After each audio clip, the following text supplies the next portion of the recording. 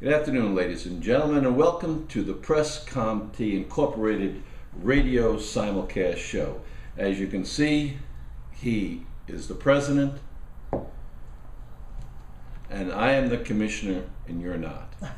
All right, now, today's discussion is about baseball and what other topics that may arise. We do invite the audience to email us in if they have any questions or comments about the show. First, I'd like to ask the president, you did watch the Met game this afternoon? Yes, I did. And who were the two combatants? Well, it was the Mets against the San Diego Padres. The Padres. They're from California, I believe. San Diego, California. Now, could you describe the game from what you remember of it? Well, the Mets took an early lead, 2-0 on a home run by Henry Blanco, and unfortunately they could not hold the lead as their ace pitcher, Johan Santana, kind of faltered a bit and allowed the Padres to take the game, and they wound up ultimately winning 4-2. Do you know what the English translation of the word Blanco is? Yeah, I believe it means white. Correct. Now, I found it to be not terribly exciting game. On a scale of 0 to 10, how would you rate the game?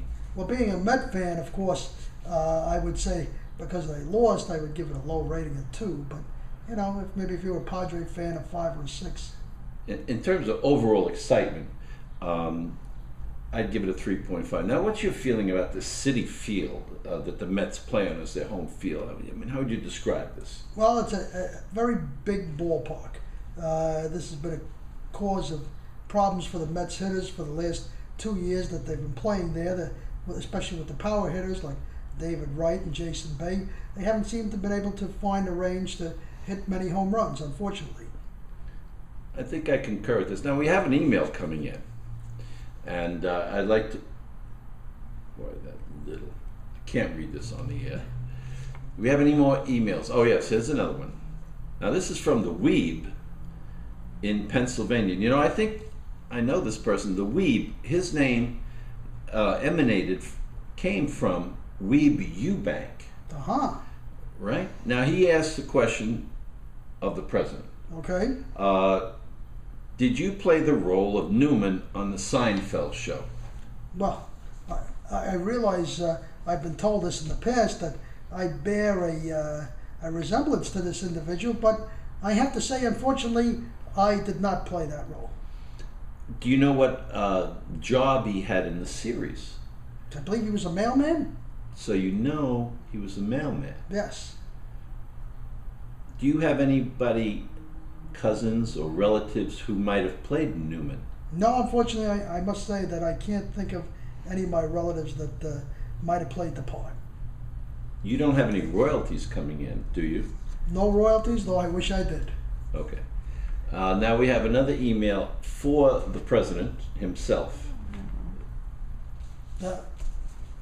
What's this? It's a question directed to you. I see. Well, it seems that they're requesting that the president be removed from the telecast, and I'll have to just disregard that message. Get a life. Just not respond to something of that. All right. Now nature. here's another email for you again, and maybe your ad lib will be a little bit more insightful than that last one. Here's a question. It's about baseball. Yes. Okay. Well, the question is regarding the performance of young Mr. Strasburg the other night in Washington, making his major league debut, and the question goes on to ask whether they think that this young man is going to be a Hall of Famer in the future. Mr. Commissioner, would you respond? Question. Well, as you may know, President, and as the viewing audience may not know, I drafted Steven Strasburg for my rotisserie league 2 weeks ago before his start. How did your team analyze that situation with the phenom coming up? Did you contemplate drafting him? Well, unfortunately, I have to say I did, but the thought of drafting him was a bit late, as I was beaten to the punch by the commissioner's team. Late on the trigger. Late on the trigger, I have to say. And how did Mr. Strasburg do in his opening game appearance in the majors? Definitely exceeded expectations. striking out 14 batters and winning his major league debut. True, it was the Pittsburgh Pirates, but nevertheless, 14 strikeouts is 14 strikeouts. Impressive to say the least. Okay, now,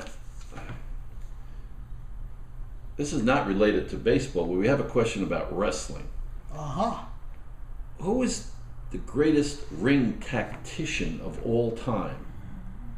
That's for both of us. Boy, that's a good question. I'll have to really give that some thought. Ring tactician. Ring tactician. You know, perhaps the finest scientific wrestler was an individual by the name of Bob Backlund, who held the heavyweight championship for many years in the WWE around the late 70s and early 80s. He was an amateur wrestler and then moved into the professional ranks. Bob Backlund, didn't that guy like lose his mind? No, I guess he did eventually come back and try to revive his career, and things didn't work out, to say the least. Now, I saw that man cry on TV after he lost his title. Do you recall who he lost his title to? Where Yeah. he said, "I let America down." Yeah, I believe he lost to the Iron Sheik, unfortunately, and I guess it was an emotional letdown for Bob Backlund and the rest of the wrestling fans in the U.S. Right, that is correct. Very good. He lost to the Iron Sheik. Do you remember who Backlund's manager was? I believe he had the same manager, perhaps, as Bruno Sammartino. I think it was Arnold Skolin, the Golden Boy. Excellent. That's why I think the people call in. Some send threatening notes, but others call in to inquire about our wrestling background. My favorite, or I consider to be the greatest tactician, was a man named Mr. Fuji. Are you familiar with Mr. Fuji? Yes, I do remember Mr. Fuji, and I remember when he teamed up with Professor Tanaka to form a very formidable tag team championship. Tanaka was a fool. It was Fuji who was the brains behind the tag team. No question. And of course, ultimately, Mr. Fuji became a successful wrestling manager as well.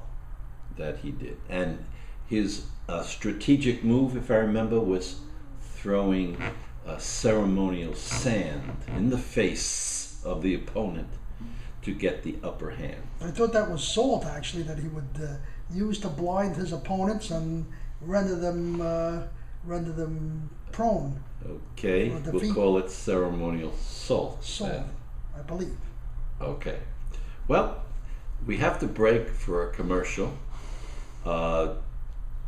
Ginny, our camera person, and working the boards. Keep in focus. Do you have any questions to ask the panel, No. Ginny? No. Is that a no? It's a no. Okay. We'll go for a commercial break now. Thank you very much.